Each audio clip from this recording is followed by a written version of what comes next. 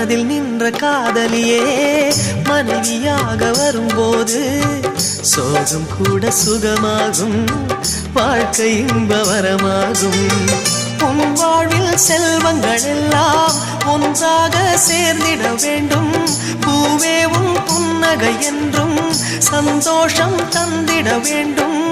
ஆசை காதல் கைகளில் சேர்ந்தால் வாழ்வே சொர்க்கம் ஆகுமே. ஆசை காதல் கைகளில் சேர்ந்தால் வாழ்வே சொர்க்கம் ஆகுமே.